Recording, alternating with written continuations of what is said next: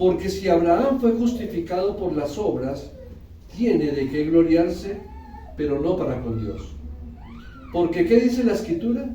Creyó Abraham a Dios y le fue contado por justicia. Pero al que obra no se le cuenta el salario como gracia, sino como deuda. Mas el que no obra, sino cree en aquel que justifica al impío, su fe le es contada por justicia. Como también David habla de la bienaventuranza del hombre, a quien Dios atribuye justicia sin obras, diciendo: bienaventurados aquellos cuyas iniquidades son perdonadas y cuyos pecados son cubiertos. Bienaventurado el varón a quien el Señor no inculpa de pecado.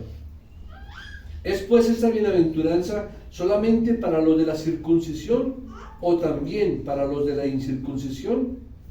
Porque decimos que a Abraham le fue contada la fe por justicia. ¿Cómo pues le fue contada?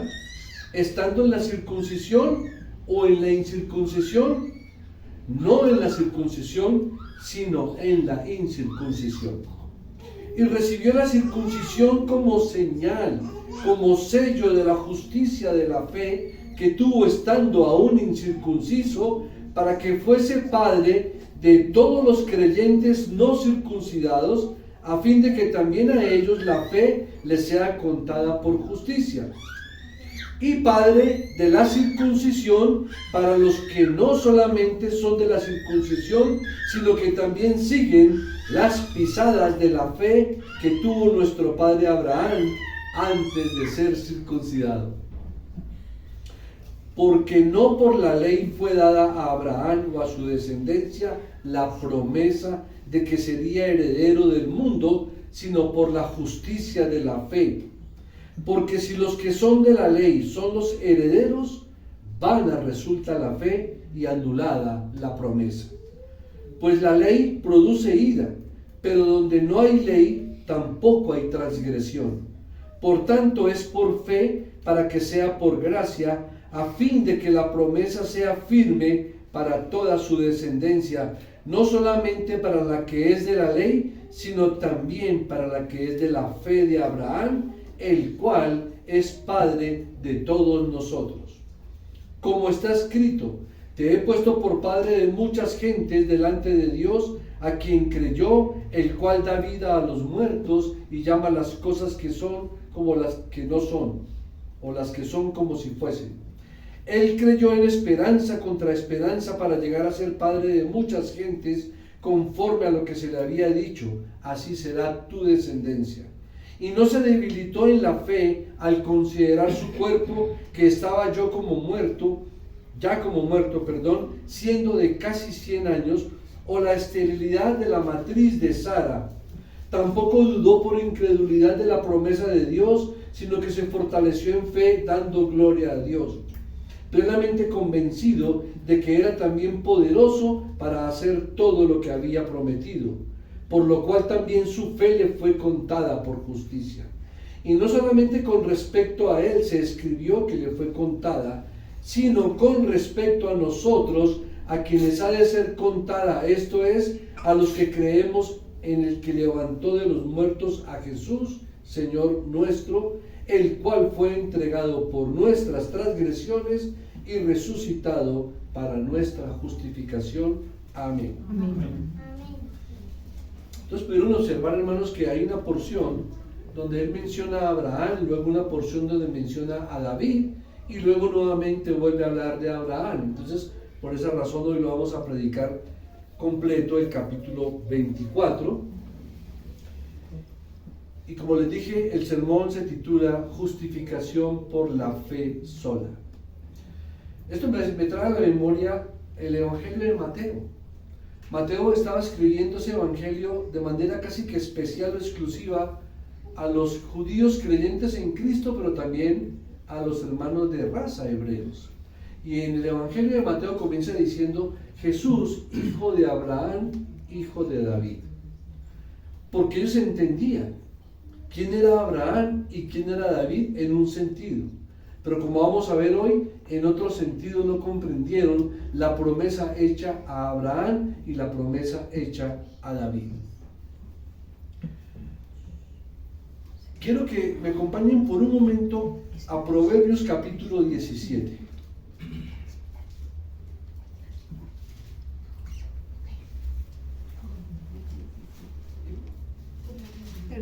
Proverbios capítulo 17.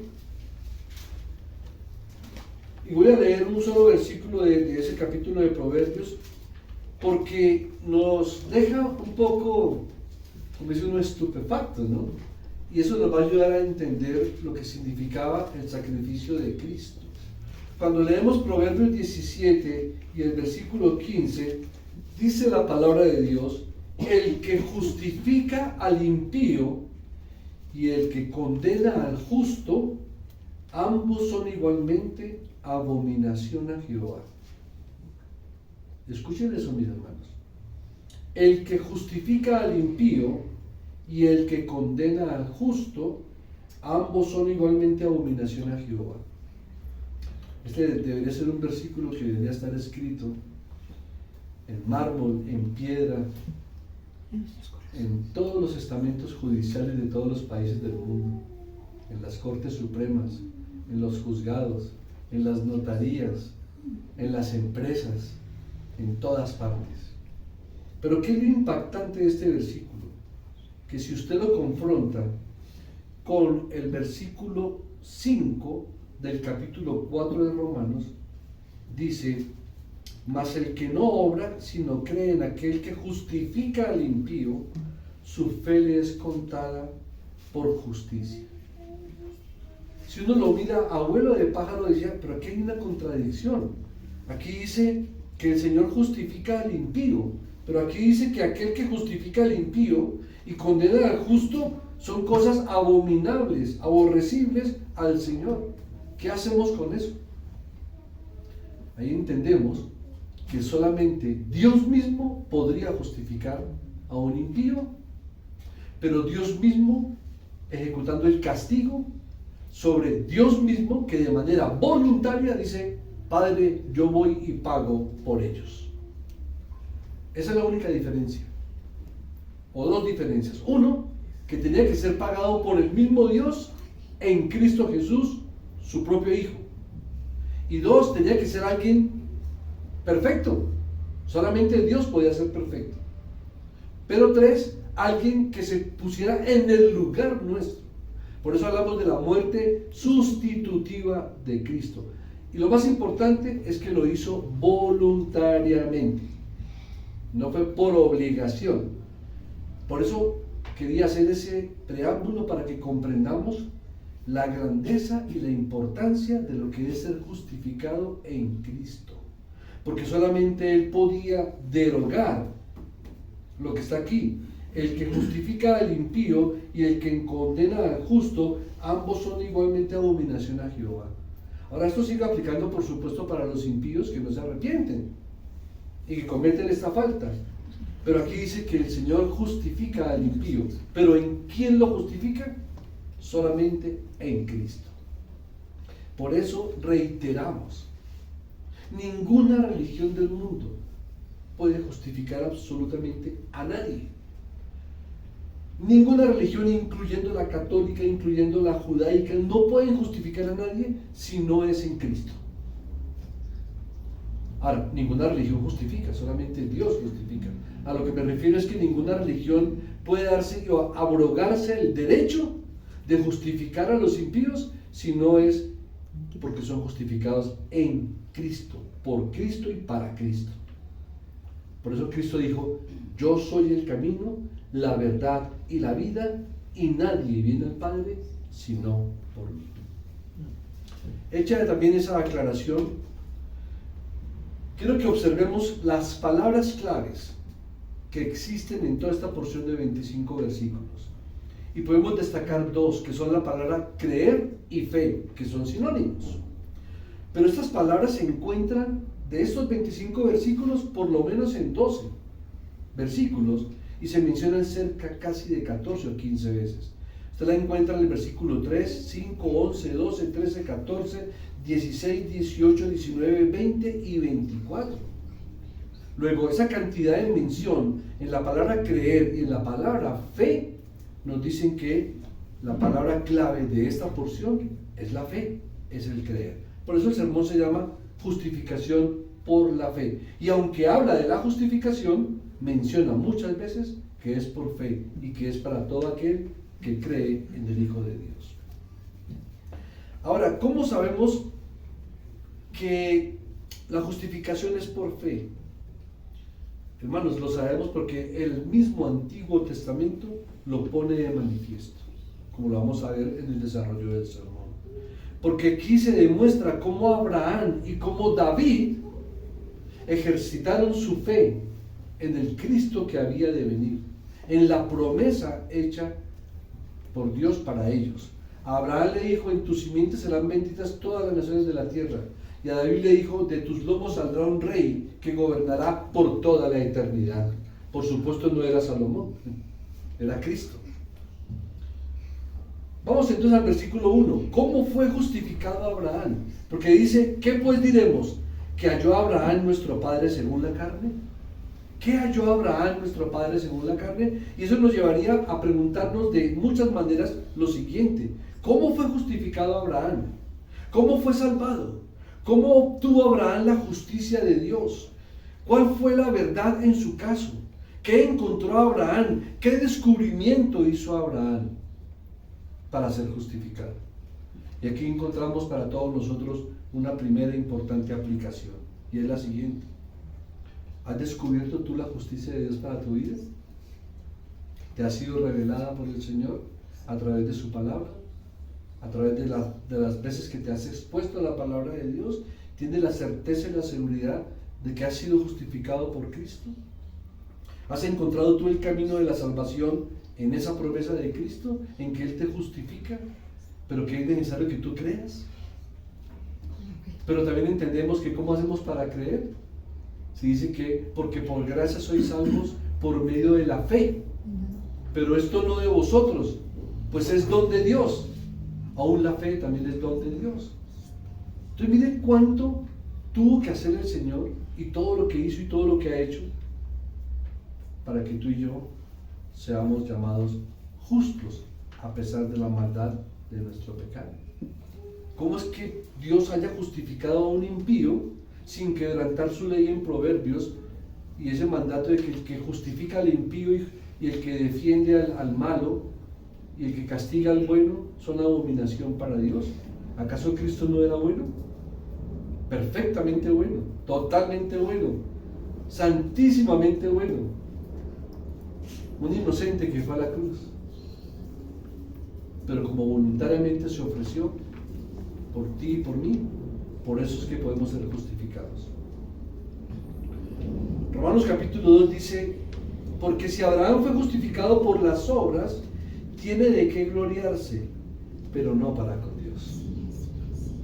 Y esto, hermanos, comienza a tratar nuestra mente y nuestro corazón de una manera especial, porque el principal problema del ser humano ha sido el orgullo. ¿Cuánto le cuesta al ser humano? ¿Cuánto nos cuesta humillarnos delante de Dios? Nos cuesta comprender que nosotros no podemos hacer nada para ganarnos el favor de Dios, que ningún ser humano está en capacidad y en condición de ofrecer algo bueno a Dios, porque está muerto en delitos y pecados. Por lo tanto, necesita quien lo salve, quien lo justifique. Entonces, si Abraham se quisiera justificar en las obras, tendría de qué gloriarse, pero no para con Dios. Me explico. ¿Ustedes creen que para Abraham era fácil sacrificar a su propio hijo Isaac? Cuando lo engendró, cuando tenía 100 años de vida y su esposa tenía 90 años de vida. Y luego el Señor le dice: dame a tu hijo, sacrifícalo en holocausto para mí. Y muchos dicen: esa fue la fe de Abraham. No. Abraham creyó en Dios antes de tener a Isaac, antes de tener a Ismael, antes de ser circuncidado, y le fue contado por justicia. Esa es la promesa. Lo otro es un sello de la fe. No es que por esa causa que él quiso sacrificar a su hijo fue que Dios lo justificó. No. Lo dejó como un tipo de Cristo, en el sentido de que Dios sacrifica a su hijo por nosotros. Pero eso no fue lo que justificó a Abraham. No fue esa grandiosa obra la que lo justificó, sino lo justificó fue el haber creído. Sal de tu tierra y tu parentela y haré de ti una gran nación. Y salió, creyó y salió. Y por eso le fue contado por justicia. Lo vamos a ver un poquito más adelante. Si Abraham, hermanos, suponiendo que Abraham fuese justificado por obras, si esto fuera cierto, él tendría motivos para vanagloriarse, para ver cómo la vanagloria, o el alardear, o el alabarse, o el jactarse, o el enorgullecerse, o presumir y creer en sus propios méritos, lo podría acercar a Dios. Y aquí la enseñanza tiene que ser con aplicación directa e inmediata para nosotros. Vuelvo y repito, porque si hay algo orgulloso en el corazón, en el hombre, es su corazón orgulloso. Por eso el Señor advierte muchas veces que Él humillará al que se enaltece y levantará y enaltecerá al que se humilla. Ese es el camino, esa es la ruta correcta. Y el hombre es orgulloso por su propia maldad y su propio pecado, porque eligió un camino, ¿cierto? Lo veíamos esta mañana en el estudio bíblico. Pero también porque Satanás, que fue también desterrado del cielo por orgullo, que quiso ser igual a Dios. En un cierto sentido, él ha producido el síndrome de Lucifer en el corazón de todo hombre. Porque ¿qué hombre no quiere ser igual a Dios? ¿No fue lo que le dijo él a Eva? Dios sabe que si comen de ese fruto seréis como dioses. ¿Y cómo son los dioses? ¿No son orgullosos? ¿Prepotentes? ¿No éramos todos así? Y aún todavía nos quedan como un remanente de esas cosas. Un rezago. Entonces, esa salvación genuina y por fe quedaría totalmente excluida. No sería justificación por fe. Y si eso fuese así, ¿qué sentido tendría entonces Dios de humillarse de tantas maneras? Primero, despojándose de su deidad voluntariamente, encarnándose como un ser humano, sin pecado, pero como un ser humano, e ir a una muerte de cruz tan vergonzosa que así era como mataban a los peores criminales de esa época en la cruz romana.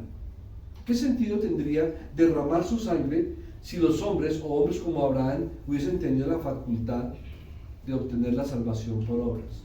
Es imposible.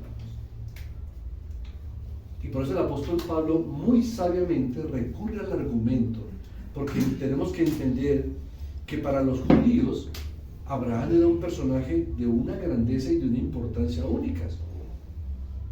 Con él comenzó la raza. Y David, el rey más prestigioso de todos los reyes de Israel. Es obvio que ningún pecador se jactará jamás delante de Dios. Recordemos lo que dice 1 Corintios 1:29.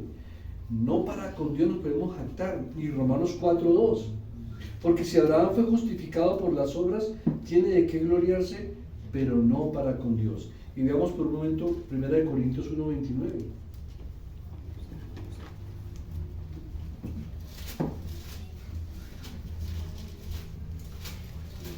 Los ojitos en el libro. 1:29 dice: a fin de que nadie se jacte en su presencia. ¿Usted se imagina nosotros en el cielo, suponiendo que hubiéramos sido salvados por obras? ¿Se imagina? ¿Y usted qué hace aquí? No, pues acuérdese, hermano, todas las buenas obras que yo hice por usted. ¿Sí? Y otros entonces disputando quién había hecho mejores obras. Cuando allá todos vamos a llegar es por gracia, no por méritos propios. Y si fuera así, como decía algún buen siervo de Dios, ¿quién sería capaz de vivir en el cielo creyendo que fue allá por buenas obras? No podría vivir allá. Porque su naturaleza no le daría para vivir allá, me explico. Así como Dios nos creó a nosotros para vivir aquí en la tierra y poder caminar, y creó las aves para poder volar, ese es el hábitat natural. Los peces, los monstruos marinos para vivir en el agua, ese es su hábitat natural. En el cielo solamente puede ir alguien que es perfectamente justificado por la sangre de Cristo. Ningún intruso puede entrar allá.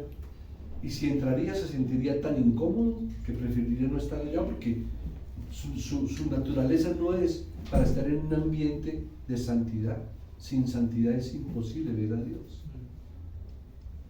Entonces no podemos, hermanos, bajo ningún punto enorgullecernos. Y yo ruego al Señor por su Espíritu que a través del sermón su orgullo y el mío sean tocados de tal manera que sean derribados. Que sean derribados. Cuando uno lee las bienaventuranzas, lo primero que dice es: bienaventurados los humildes en espíritu. Los humildes en espíritu. ¿Qué significa eso? Reconocer que necesito de Dios. Pero muchos creen que Dios necesita de nosotros, y no es así, mis hermanos. Somos nosotros los que necesitamos de Dios. Verso 3. Porque ¿qué dice la Escritura? Creyó a Abraham y le fue contado por justicia. Y eso lo podemos ver claramente en Génesis 15:6.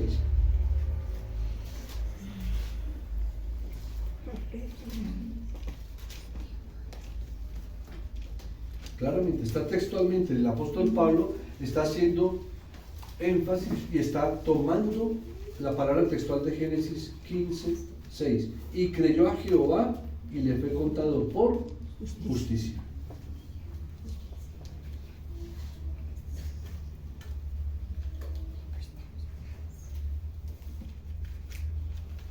¿Cómo sabemos si una persona se está vanagloriando a sí misma delante del Señor? ¿Cómo podemos saber si una persona está confiando en sí misma?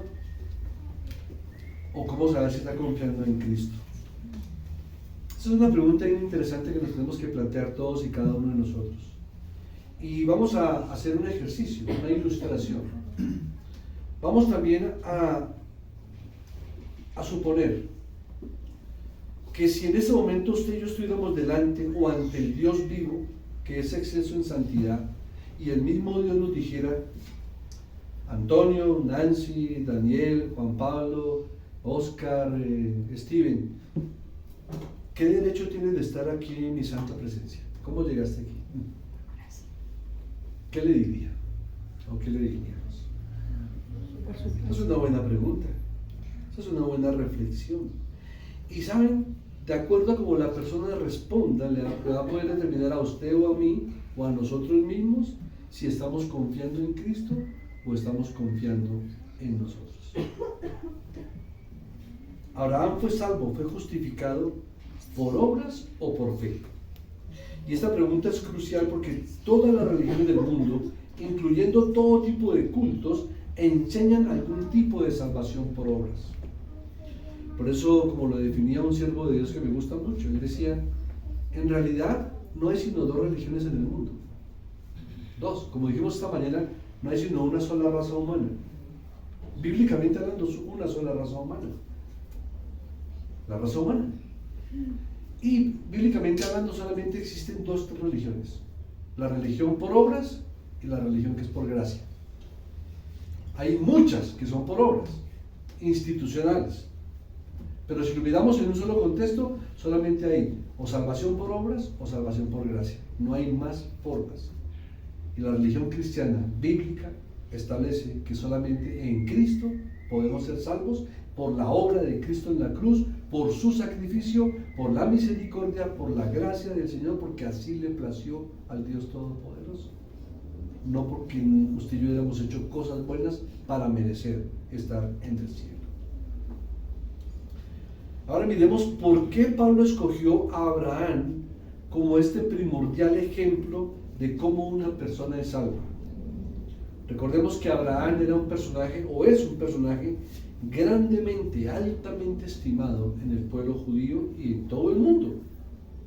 También lo es estimado en las religiones que se dicen ser cristianas y aún en religiones no cristianas, porque Abraham es tan importante para los judíos, para los cristianos y también para los musulmanes. Creen que Abraham es el padre de Ismael, el fundador del islamismo. Y no solamente por él, sino también por Esaú, hermano de Jacob. Esaú vino a reforzar todo lo que tiene que ver, de ahí salieron los edomitas de Esaú. Entonces Abraham es un personaje que tiene una representación mundial impresionante. Es el padre de la fe de los creyentes, tanto judíos como cristianos. Aún los judíos que no creen en Cristo, pero creen en Abraham como padre de su fe. Usted le pregunta a un judío, ¿cuál fue el primer judío que existió en el mundo? Y él sabe, Abraham. Nosotros no podemos saber cuál fue el primero. Ahora también sabemos que Abraham no fue judío por nacimiento, por elección de Dios. Él era de Ur de Caldea, de un país pagano, pero el Señor lo llamó de allí, lo tomó. Le dijo, de ti haré una gran nación. Y de ahí comenzó esta nación, con Abraham. Entonces, vemos que el impacto de él es muy notable, porque él es un patriarca muy distinguido. Es el padre de la nación judía, pero para los musulmanes él es igualmente apreciado, porque Abraham es el padre de Ismael, que es el padre a su vez de los árabes.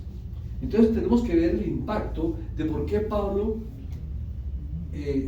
trae como argumento para convencer a su audiencia, bíblicamente hablando, de que Abraham se le llamó el padre de la fe incluso antes de ser circuncidado. Eso es lo que impacta cuando uno lee esos versículos que vimos de que él fue llamado en la circuncisión o en la incircuncisión. Él fue llamado siendo incircunciso, o sea, siendo gentil. Pero ese mismo gentil que luego es llamado por Dios para hacer de él una nación, también es el padre de los judíos, o sea, de los de la circuncisión. Y qué bueno entender eso, porque la palabra de Dios dice que Abraham fue justificado por fe porque él creyó a Dios y así él fue justificado. Este versículo que leemos no dice nada acerca de que Abraham haya sido salvado por obras, sino que las personas de hoy día también nos salvamos de la misma manera como se salvó Abraham. ¿Qué dice Efesios 2, 8 y 9? Porque por gracia sois salvos por medio de la fe, y esto no de vosotros, pues es don de Dios, no por obras, para que nadie se gloríe. Entonces, ¿cómo nos salvamos nosotros hoy en día? Igual que Abraham, por fe. Por medio de la fe. La fe es el medio que Dios estableció, el medio de gracia para poder nosotros ser justificados. El Señor justifica como un acto legal, como un decreto legal, como un decreto federal. A Dios le plació decir que yo era justo en Cristo. Soy justo en Cristo. Por fe. ¿Cómo lo experimento yo? Por fe, creyendo en Cristo. Muy bien. Miremos lo que dicen los versículos 4 y 5. Pero al que obra no se le cuenta el salario como gracia, sino como deuda, mas al que no obra, sino cree en aquel que justifica al impío, su fe le es contada por justicia. Su fe le es imputada por justicia. Así como en contabilidad hablamos, ¿cierto? Del debe y el haber. Estábamos en el debe, ahora estamos en el haber. Se carga a nuestro favor esa cuenta, la cuenta que pagó Cristo en la cruz del Calvario.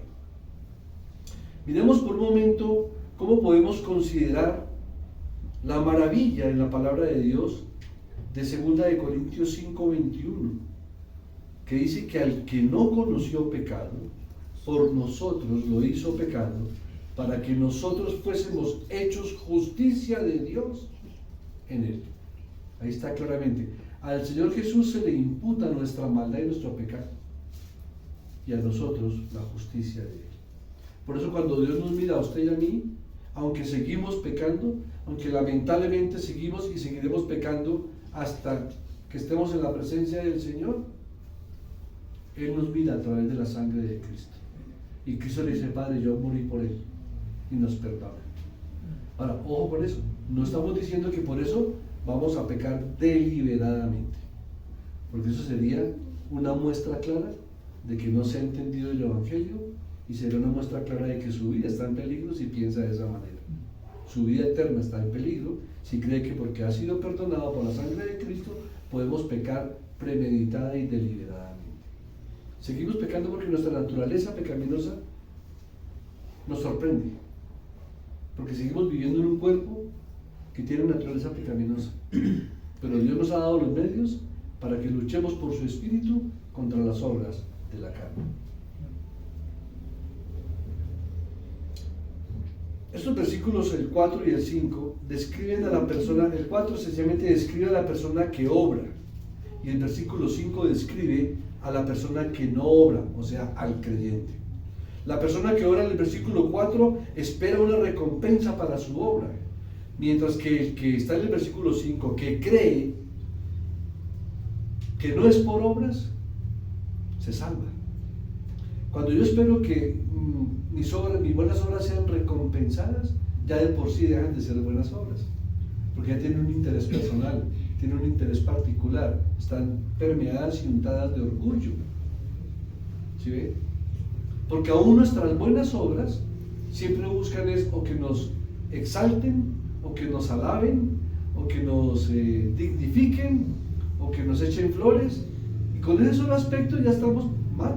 Estamos pensando es egocéntricamente.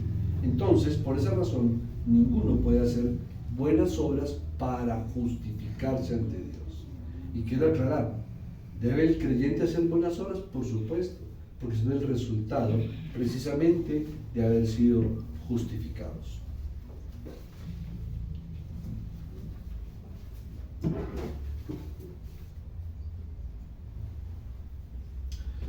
Tenemos que reconocer, hermanos, que si Dios nos diera lo que merecemos, ¿qué sería de nuestras vidas si fuera por merecimientos? Dice la palabra de Dios en Romanos 3:23, por cuanto todos pecaron y están destituidos de la gloria de Dios. Romanos 6:23, ¿qué dice? Porque la paga del pecado es muerte, mas la dádiva de Dios en Cristo Jesús es vida. Dádiva, don. La mayoría de la gente hoy cree que la manera de salvarse es hacer buenas obras. Estas personas creen y enseñan que la salvación se gana siendo buenos. Y de acuerdo a cualquier concepto de bueno que tengan, creen que haciendo buenas obras son buenos. Pero cuando le preguntan, ¿y usted por qué cree que es bueno? Porque yo no robo ni mato.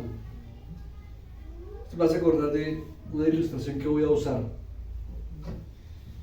Un hombre iba en su carro con una hermosa mujer y paró en una venta de un almacén de esos famosos que venden hamburguesas.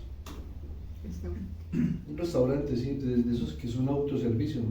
Entonces pide un par de hamburguesas y le entregan sus hamburguesas y le dan un sobre adicional, uno de los empleados. Entonces este hombre arranca en su carro, se come su hamburguesa con su compañera y cuando destapan el otro sobre se dan cuenta que hay un fajo de dólares inmenso. Y el plan del restaurante es que a más adelante otras personas de la misma cadena los iban a parar, es que se nos fue un sobre en su carro accidentalmente. Este hombre, al ver ese fajo de dólares, inmediatamente le dijo a su compañera, no, tenemos que denunciar esto, devolvámonos. Y fueron hasta el restaurante y contactaron al gerente, y el gerente agradecidísimo, entonces descubrió que hay una red de corrupción ahí en su restaurante. Y entonces el gerente dijo, uy, no, estos hombres como usted, lo que este país necesita, qué integridad la suya, qué honestidad. Oiga, esto, ¿por qué no me deja llamar aquí el dueño de la emisora y le hacemos una entrevista radial? Dijo, no me interesan las entrevistas radiales. No, pero ¿cómo no? Es que esto hay que anunciarlo, es que ese tipo de honestidad ya no se ve. Es un privilegio tenerlo usted aquí. ¿Cómo va a rechazar una entrevista radial? No me interesa. Dijo, entonces la televisión, menos. Pero hombre, ¿cómo se va a perder usted el privilegio de que todo el país sepa que usted es un hombre honesto? Que no me insista más. Dijo, pero ¿por qué tanta resistencia? Venga, le digo, sí, esa mujer hermosa que está en el carro. Digo, sí, ella no es mi esposa. ¿Era un hombre honesto para el manejo del dinero? Sí. ¿Era un hombre honesto integralmente? ¡No! Estaba engañando a su esposa. Por eso no quería que lo entrevistaran, por eso no quería que lo sacaran en televisión. ¿Ven? Pero él se creía bueno, porque era un hombre que devolvió el dinero. Tenía recursos, su necesidad no era el dinero. Pero no podemos decir que era un hombre bueno. ¿Sí?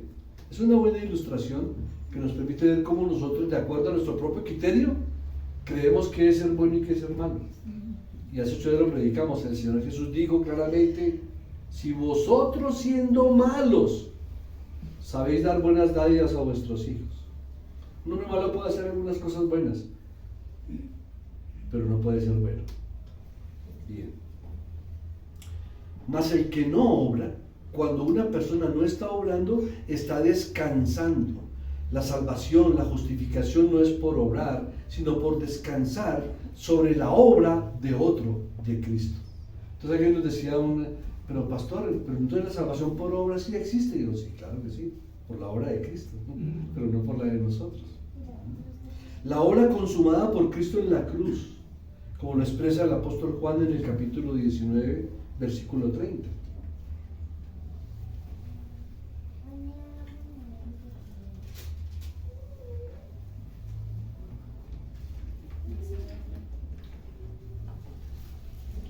Cuando Jesús hubo tomado el vinagre, dijo, consumado es. Y habiendo inclinado la cabeza, entregó el Espíritu. ¿Qué significa consumado es? Señor, finalicé la obra, la cumplí, la completé, consumado, consumado, no hay nada más que hacer. Creer en la obra que Él hizo. De manera, hermanos, que en Romanos capítulo 4, en los versículos 4 y 5, hay un gran contraste entre quienes obran y quienes no obran. O sea, entre los no creyentes y los creyentes. Y esto marca la diferencia entre el cielo y el infierno, entre estos dos grupos. Toda la gente religiosa del mundo, incluidos todos los cultos, pueden ser descritos por la palabra hacer. ¿Qué debo hacer para ser salvo? En cambio, el resto, el cristianismo bíblico, el que por fe cree en la obra de Cristo y en su justificación, se resume en una palabra: está hecho. ¿Sí ven la diferencia? El religioso, por obras, cree que tiene que hacer muchas cosas. El creyente dice, ya está hecho, y yo lo creo. Y si está hecho por Cristo, fue consumado por Cristo, y yo lo creo, soy justificado. Aquí vemos claramente, hermanos, que hay tres tipos de imputaciones. Verso 6. Como también David habla de la bienaventuranza del hombre a quien Dios atribuye justicia sin obras. ¿Sí? Dios atribuye justicia sin obras. Bienaventurados aquellos cuyas iniquidades son perdonadas y cuyos pecados son cubiertos. Bienaventurado el varón a quien el Señor no inculpa de pecado. Aquí vemos claramente tres imputaciones. El pecado de Adán fue imputado a toda la raza humana. Si lo leemos un momentico en Romanos 5:12, miren lo que dice. Por tanto, como el pecado entró en el mundo por un hombre y por el pecado la muerte, así la muerte pasó a todos los hombres por cuanto todos pecaron. Pero también nos dice que el pecado de la humanidad fue imputado a Jesucristo cuando murió en la cruz. Segunda de Corintios 5:21. Dice así: al que no conoció pecado, por nosotros lo hizo pecado, para que nosotros fuésemos hechos justicia de Dios en él. Y la justicia de Dios es imputada al pecador que cree en Jesucristo. Es lo que dice Romanos 4:6. Como también David habla de la bienaventuranza del hombre a quien Dios atribuye su justicia sin obras, sin las obras del ser humano. Entonces, hermanos, claramente seguimos hablando del tema de la justificación, y cada vez que uno habla de la justificación, uno va comprendiendo más la grandeza de la obra de Cristo por todos y cada uno de nosotros.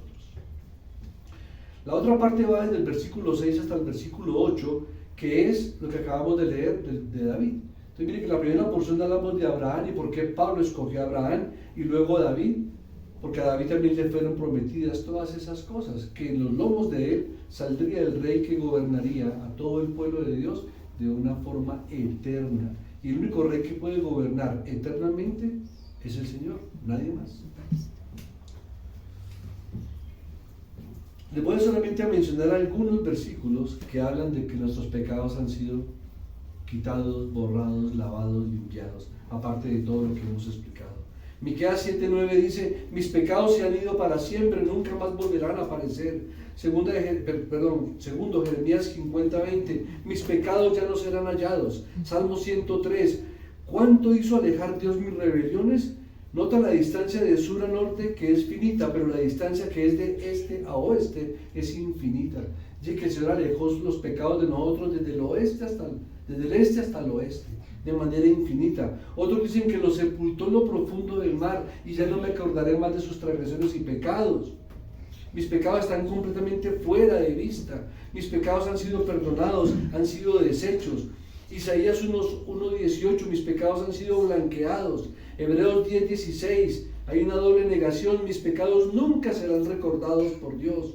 Levítico 16:20, el mensaje del macho cabrío que dice, piérdete. ¿Recuerdan? Eran dos machos cabríos, uno que se sacrificaba y con la sangre cortado en su cuello, y el otro que era enviado, piérdete al desierto a que te coman las fieras, porque sobre ese macho cabrío el sacerdote imponía las manos, transfiriendo el pecado de la nación a ese macho cabrío que salía hacia el desierto para que se perdiera. Juan 1:29, quitado, mis pecados fueron totalmente quitados. Hebreos 9:26, quitar, apartar. ¿Cómo? Por el sacrificio de Cristo Jesús. Dios no puede ignorar el pecado o pasarlo por alto. Él tiene que tratar con el pecado y juzgarlo, pero Él ya lo hizo en la persona preciosa de Cristo Jesús, su amado Hijo.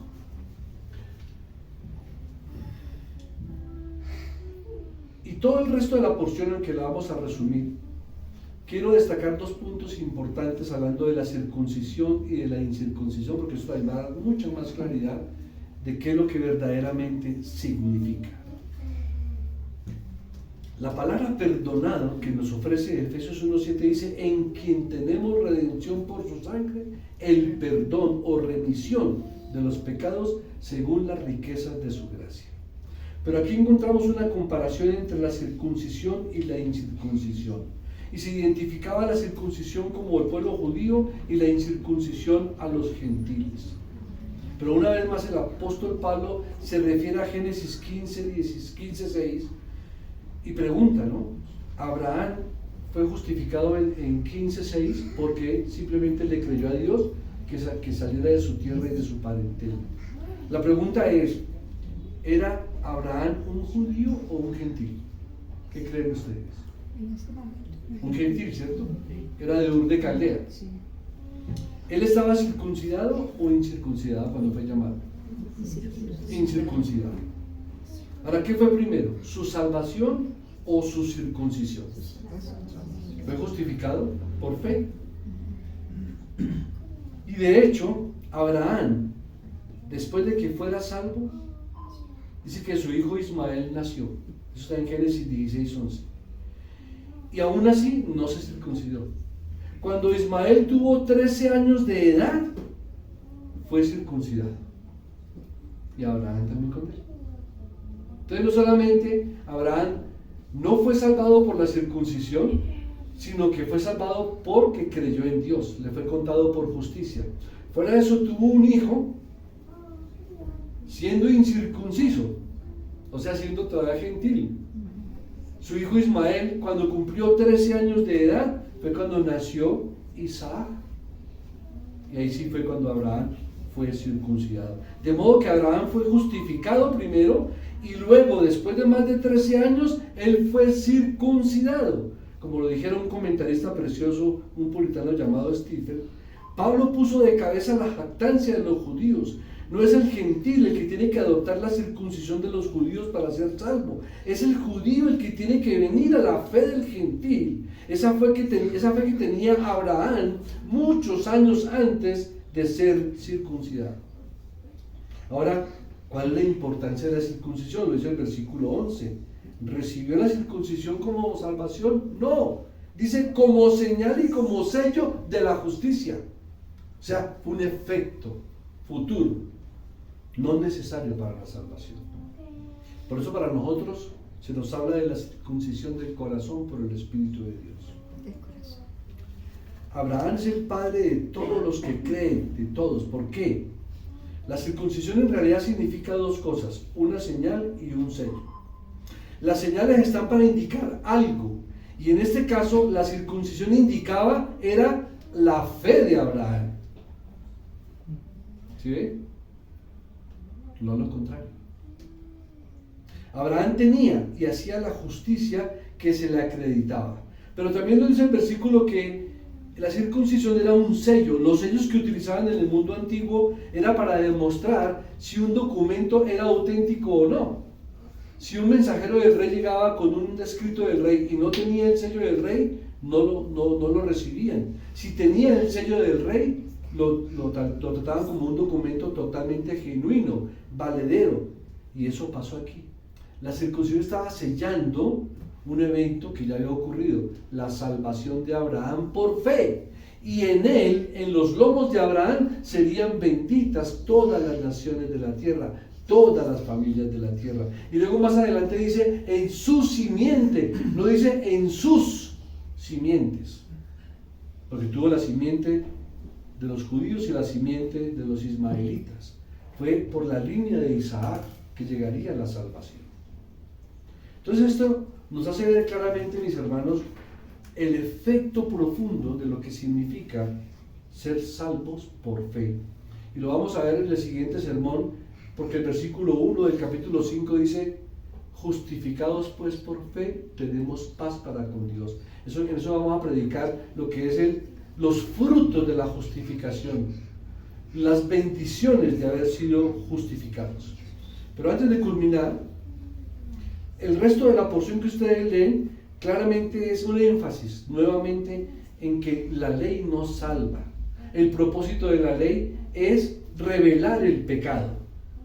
Pero la ley produce ira. ¿Por qué produce la ira? Porque como ningún ser humano la puede cumplir, entonces la ira de Dios está sobre esas personas impías que no pueden cumplir la ley. La ley es nuestro ayo para llegar a Cristo. Y Abraham fue salvo cuando no existía la ley. Fue salvo porque creyó en la promesa de Dios. Mira el versículo 16. Por tanto es por fe, para que sea por gracia, a fin de que la promesa sea firme para toda su descendencia, no solamente para la que es de la ley, sino también para la que es de la fe de Abraham, el cual es padre de todos. Esto fue lo que no comprendió el pueblo judío de la época, porque aquí claramente dice que Abraham fue salvado sin haber sido circuncidado, fue salvado sin haber hecho una sola obra buena. Lo único que hizo fue creer en la orden que Dios le dio. Lo demás fue un sello y una señal para identificar a ese pueblo que había escogido Dios. ¿Cuál es la señal nuestra? El nacimiento espiritual, la circuncisión de nuestro corazón. Entonces lo que hace Romanos 14 es hacer simplemente un contraste entre la ley y la gracia. La ley no salva, la ley muestra y revela el pecado y produce ira y condenación, pero el Evangelio produce salvación. La gracia produce salvación. ¿Cuál es el problema del ser humano hoy en día? Que también lo dijimos en el sermón anterior. Es cuando confundimos las funciones de cada una de ellas. Yo no le puedo abrogar a la ley la eficacia del Evangelio y tampoco le puedo abrogar al Evangelio, le puedo adjudicar al Evangelio lo que hace la ley.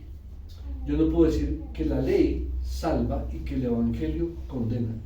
Es lo contrario, la ley condena y revela el pecado y el Evangelio es el que salva.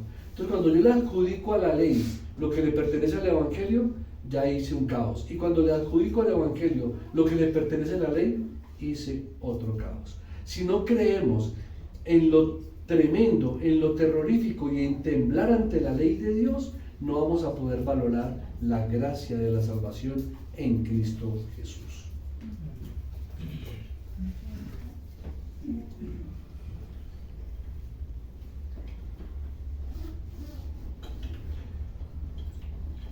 Él creyó en esperanza contra esperanza para llegar a ser padre de muchas gentes, conforme a lo que se le había dicho, así será tu descendencia.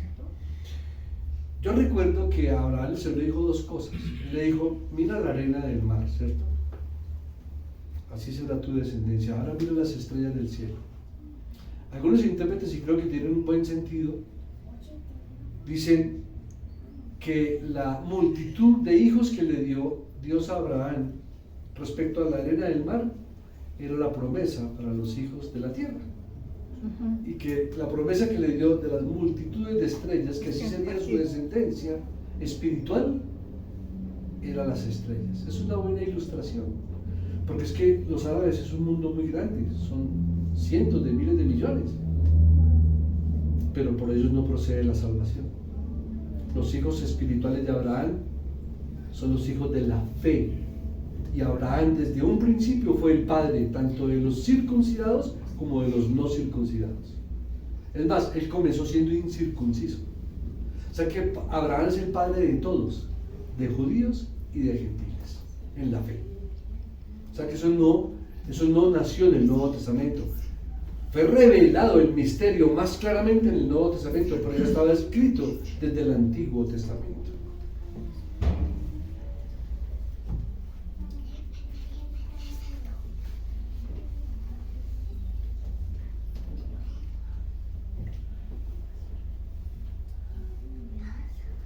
Dice que Dios da vida a los muertos y llama las cosas que no son como si fuesen. Solamente en Dios puede haber resurrección de los muertos, en nadie más. No solamente la resurrección física, que la va a haber, sino la resurrección espiritual. Dios va a unir nuestras almas inmortales a nuestros cuerpos resucitados, a esa imagen de Cristo. Y solamente Él tiene la capacidad de llamar las cosas que no son como si fuesen. ¿Sí ve? Cuando dice hecho está llamando las cosas que no son como si fuesen, porque fue hecho no solamente desde el Antiguo Testamento para salvación, sino cuando vino Cristo, y han pasado más de 2000 años y sigue siendo esa realidad para nosotros. Por eso cuando miramos el hilo conductor de la salvación en Romanos, dice que a los que eligió, a los que predestinó, a estos llamó, a los que llamó los justificó, a los que justificó santificó, y a los que santificó los glorificó. Habla como si ya estuviera hecha la glorificación. ¿Sí? Esa es la fe del creyente, hermanos. Nosotros estamos en ese periodo de que estamos experimentando la vida eterna, pero todavía no, proporcionalmente. ¿Sí? Pero ya podemos anhelarla, la podemos disfrutar de la presencia de Dios, podemos disfrutar de tantas cosas de la vida cristiana, que lo más importante es que podemos disfrutar de nuestra eternidad desde acá, sabiendo que vamos a estar allá, que estamos benditos con toda bendición espiritual en lugares celestiales en Cristo, en una porción, pero todavía falta en la perfección. Y eso no lo puede decir un incrédulo. Finalizo con esto, mis hermanos.